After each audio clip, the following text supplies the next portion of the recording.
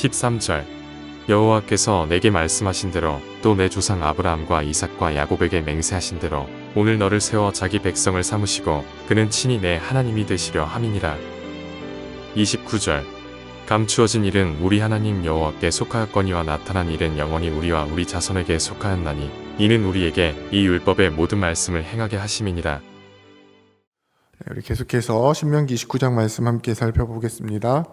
하나님께서는 이스라엘 민족 가운데 말씀을 주시고 이 백성이 그 말씀을 잘 지켜 행하도록 명령하십니다. 바로 이제 우리가 앞전에 살펴봤던 말씀대로 하나님께서 친히 이스라엘 민족 가운데 복이 되어 주시는 것인데요.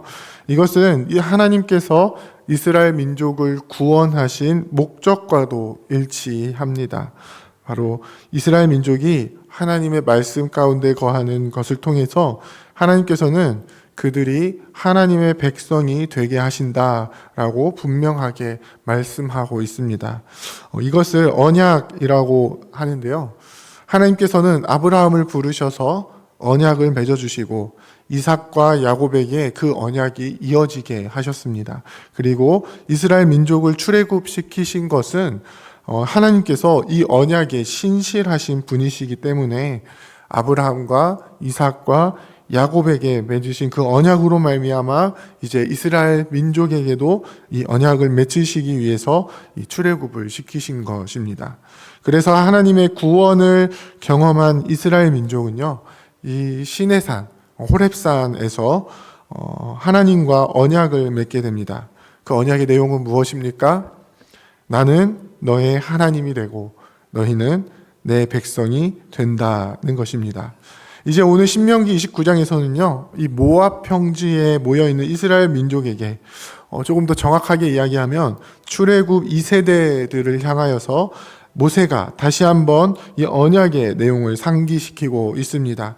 하나님께서는 아브라함과 이삭과 야곱과 맺으신 언약에 신실하신 하나님이시며 그래서 출애굽 1세대들을 구원하셔서 언약을 맺으셨고 이제 이 출애굽 2세대들에게도 하나님의 큰 시험과 이적과 큰 기사를 보게 하셨다는 것입니다.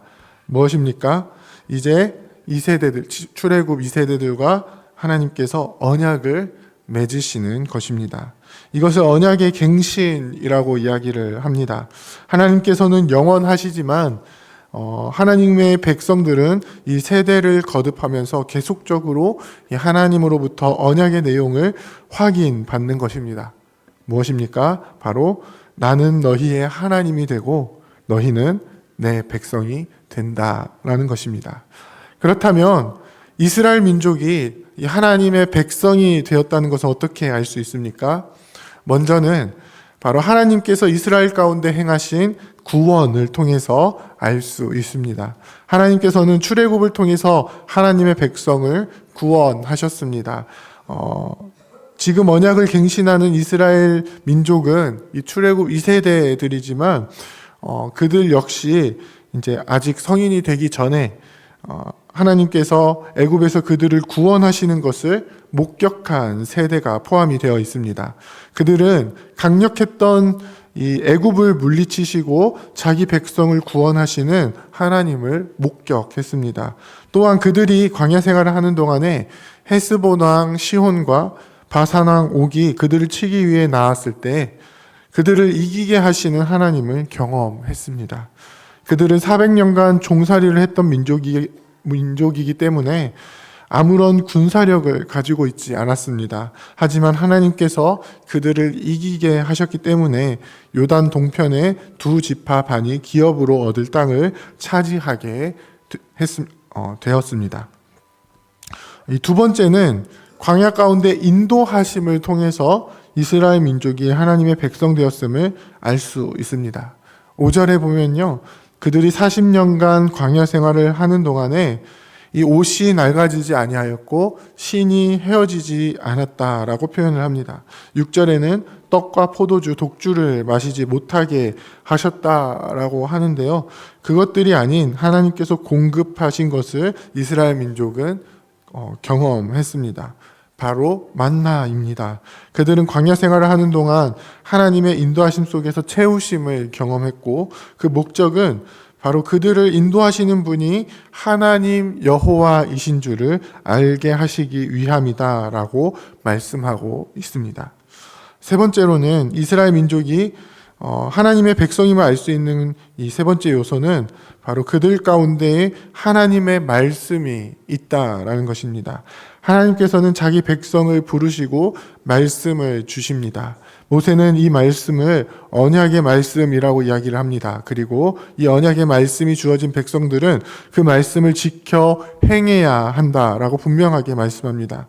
이 언약의 말씀을 이스라엘 민족에게 주신 이유를 13절에 보면요. 오늘 너를 세워 자기 백성을 삼으시고 그는 친히 내 하나님이 되시려 함이니라 라고 말씀하시면서 이제 가나안 땅에 들어가게 될 이 출애굽 2세대들 역시 하나님께서 언약을 통해 자기 백성 삼으신 이 언약 백성임을 강조하고 있습니다. 사랑하는 부평교회 성도 여러분, 우리는 하나님의 언약을 받은 언약 백성입니다. 이 사실을 믿으십니까?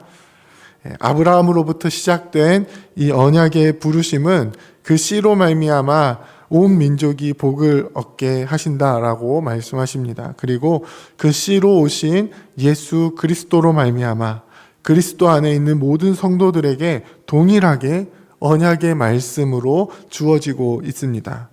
이 일을 위하여서 예수 그리스도께서 십자가를 지시고 부활하심을 통해 온전한 구원을 이루셨습니다. 예수 그리스도를 믿는 믿음을 우리에게 주셔서 하나님께서는 우리 모두에게 구원을 행하시고 구원받은 백성으로 삼아 주셨습니다. 그리고 우리가 이 땅에 살아가는 동안에 하나님의 은혜로 우리를 늘 인도하고 계십니다. 우리가 살아가는 세상 속에서 우리는 주님의 모든 것을 다 알지 못하고 깨닫지 못하지만 하나님께서는 여전히 우리 가운데 함께 하시면서 우리의 필요를 채워주시고 우리의 삶을 인도하고 계십니다. 그 놀라운 언약을 받은 백성으로서 이제 우리는 어떻게 살아가야 하겠습니까? 바로 이 언약을 갱신한 성도로서 우리의 하나님이 되시고 우리를 자기 백성 삼아주신 하나님의 뜻을 따라 그 일들을 온전히 이루신 예수 그리스도 안에서 그 언약의 말씀을 우리가 온전히 따르며 살아가야 하는 것입니다. 우리의 삶의 현장은 바로 우리를 구원해 주신 예수 그리스도 안에서 우리의 삶을 인도하시는 하나님 아버지의 놀라우신 은혜 안에서 그리고 그 크고 놀라우신 은혜를 우리에게 적용시켜 주시는 성령 하나님의 인도하심 속에서 이 삼위 하나님의 이 친히 역사하시고 이끌어 가시는 이 언약이 성취되는 그 현장이 우리의 삶 가운데 이루어져야 하는 것입니다.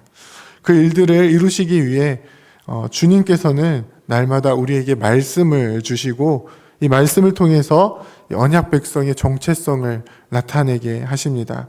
이 말씀을 읽는 자들에게는 어떻게 하십니까? 우리가 요 며칠 살펴보았던 신명기 27장, 28장, 또 29장 오늘 본문에까지 기록되어 있는 모든 저주가 임하게 되는 것입니다. 언약 백성으로서 그 삶을 온전히 살아내지 못하면 언약을 받기 이전에 저주의 상태, 하나님이 함께 하시지 않는 그 상태로 돌아가게 되고 그것은 우리의 삶에 정말 있어서는 안 된 그런 저주가 되는 것입니다. 우리를 언약 백성으로 부르시고 인도하셔서 그 하나님의 말씀을 이루시는 주님의 은혜 안에 온전히 거하시기를 원합니다. 우리에게 주신 말씀을 기억하며 그 말씀을 날마다 지켜 행하여서 우리가 온전히 하나님의 언약 백성임을 나타내며 살아가시기를 원합니다. 세상 사람들은 알지도 못하고 깨닫지도 못하는 그 영원한 나라의 백성으로서 거룩하게 구별된 모습을 나타내 보이는 우리 모두가 되기를 원합니다. 우리가 살아가는 그 땅이 하나님께서 언약 백성에게 주시는 하나님의 땅이 되어 우리를 통해 그 땅 가운데 하나님의 뜻이 이루어지는 우리에게 주신 삶의 현장을 날마다 정복해 나가며 하나님께서 주시는 그 복을 날마다 누리며 살아가시는 저와 여러분들이 다 되시기를 주님의 이름으로 부탁드립니다. 함께 기도하겠습니다. 이제 오늘 받은 말씀으로 함께 기도하겠습니다. 우리에게 행하신 구원하심과 인도하심을 기억하게 하시고 그 가운데 주시는 말씀을 온전히 행하며 언약 백성의 삶을 살아낼 수 있도록 인도하옵소서. 하나님보다 세상을 섬기는 것을 좋아하는 것이 아닌 오직 유일하신 하나님 한 분만을 섬기며 사랑하는 주의 백성이 되게 하옵소서.